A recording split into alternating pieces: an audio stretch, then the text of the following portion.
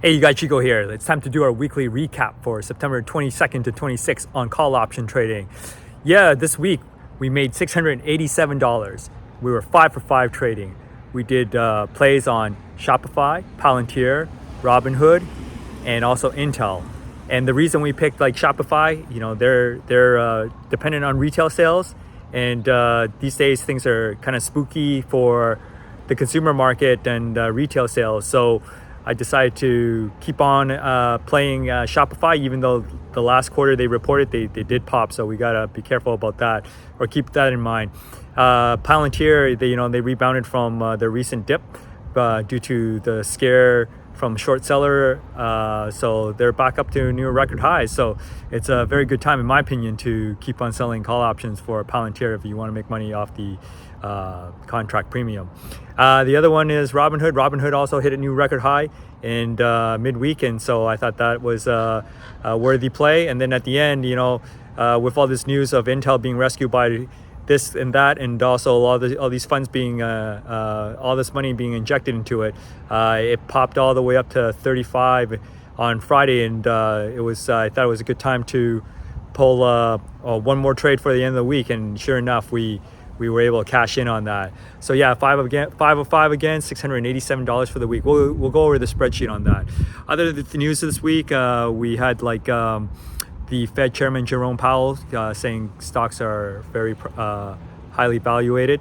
So that maybe helped a little bit to avoid any surprises for us, for stocks to surge into the money for us.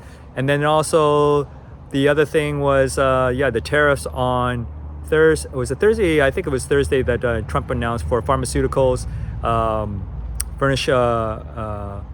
furnished goods, and also trucks. Yeah, so that helped cap the market from getting out of control and surging up. So it's good. The stock market went sideways. It didn't fall. I'm all for the stock market going up, and I'm holding stocks too in our buying selling series, and so that's good for that portfolio where our profits are holding up. The other thing is, a key point was NVIDIA and OpenAI.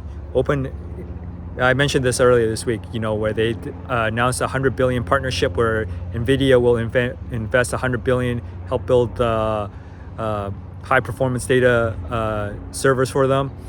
And so, and then the little interview that I caught between Jensen and Sam Altman, the CEO of OpenAI, just saying like, hey, we anticipate the demand in the future, given the path that we're on, is going to be, we need to do this deal. We need to buy more hardware, buy more data centers, buy more servers to be able to keep up with the demand. That is very positive news. And so I think that's a key point. Data, it keeps in with the theme about everybody spending more and more money on their hardware to support building these models and training them and running interference on them.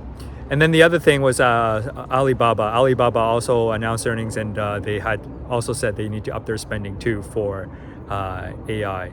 So there you have it. Okay, let's go to the spreadsheet. Okay, here's what our spreadsheet looks like for September 22nd to 26th. Palantir, Shopify, we opened on the 22nd. Later on, we closed it at 2 cents for Palantir for one contract. Shopify, 2 contracts at 27 cents.